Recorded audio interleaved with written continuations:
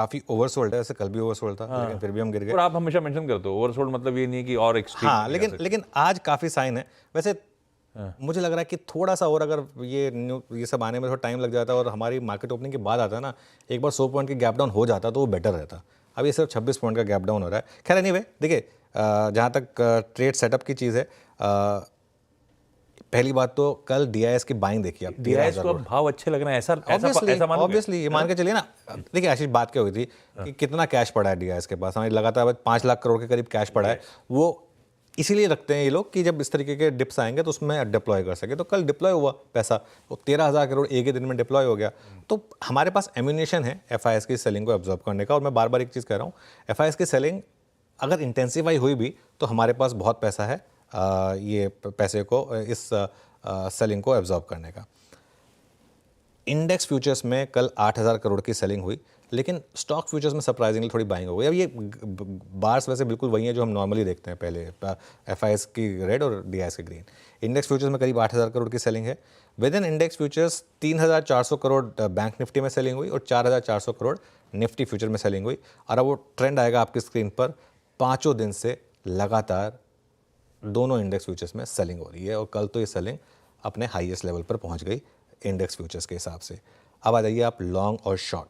Long और short में देखिए आप 45,000 कल लॉन्ग कट हुए हैं सिस्टम में से। ये कॉमा गलत जगह लग गया है, 4 के बाद नहीं, 5 के बाद लगना चाहिए था।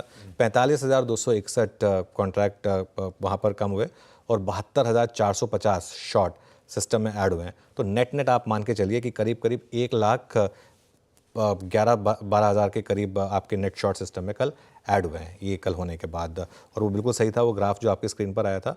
और ये टेबल में देख लीजिए, अब हम नेट शॉर्ट आ गए हैं। 34,000 कॉन्ट्रैक्ट किस तरीके से गिरा है, जैसे मार्केट गिरा है ऐसे ये चार्ट भी गिरा है और अब हम नेट शॉर्ट हो गए हैं।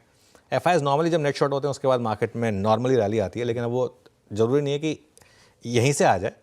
लेकिन मुझे ऐसा लग रहा है कि आज मेरी एक फीलिंग है कि मार्केट में एक रैली होनी चाहिए। जैसा मैं शुरू में कहते बार रिपीट कर देता हूँ, 19 अगस्त के बाद पहली बार एफआईएस शॉर्ट हुए हैं और 13 जून के बाद सबसे ज़्यादा शॉर्ट्स इस सिस्टम में आए हैं। और 2 डेटा पॉइंट रखता हूँ आपके सामने। इंडिया विक्स 6.7% बढ़ा और पुट कॉल रेशो 0.67 पर आया। 0.67 वर्सेस 0.69, ये और इंडिकेटर्स हैं बॉटम के। बैन में 2 स्टॉक्स ऐड हो गए, कल हमने डिस्कस किया था क्लोजिंग में, ये भी बचा के गए थे हम। आईडीएफसी फर्स्ट बैंक और पीएनबी बैन में ऐड हो जाएंगे। ये तो सेटअप में वो सब कुछ है जो हम कल ही बचा कर गए थे। इसके लिए अब मुझे हैरानी नहीं है कि गिफ्ट निफ्टी ऑलरेडी रिकवर करना शुरू कर गया है।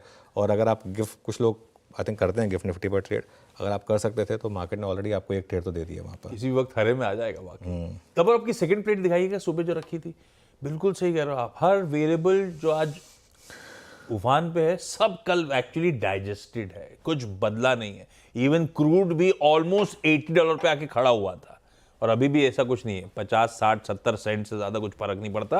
बस वो साइकोलॉजिकली 80 के ऊपर है, इसीलिए बात ज़्यादा चर्चा हो रही है। ये देखिए सब